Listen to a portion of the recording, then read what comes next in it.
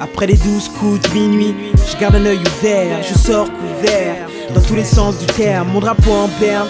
Depuis qu'est déclaré la guerre, la vie ne tient qu'à une pierre ou à une tierce personne.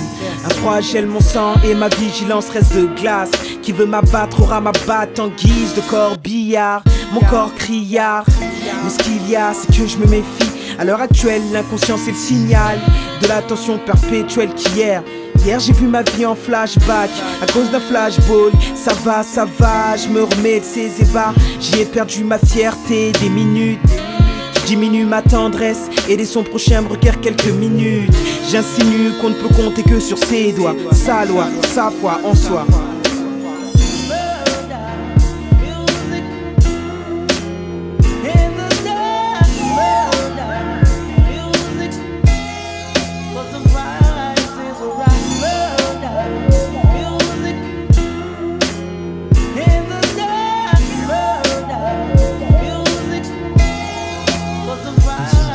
Yeah, des cernes dessinent mes deux yeux tumifiés.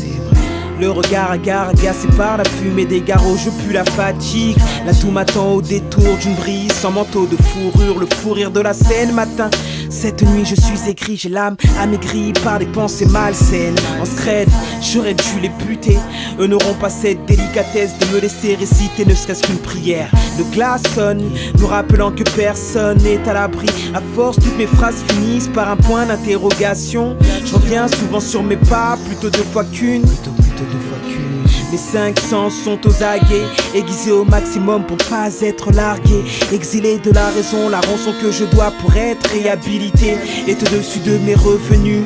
J'ai longtemps réfléchi avant de comprendre ces attaques. Encore une histoire de jalousie, d'envie, de vie, de meurtre, marre d'évoluer entre deux drames. Je suis la cible car la cime de mon monde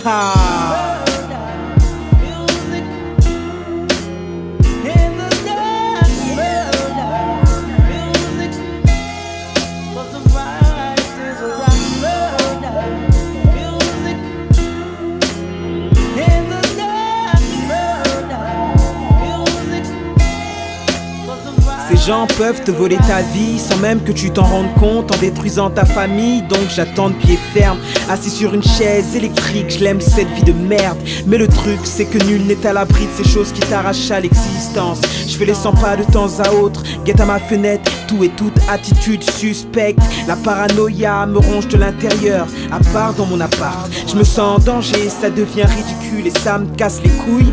Protéger sa carrure, son coffre, sa fourrure, c'est l'offre la plus sincère que je puisse faire à ce que j'aime.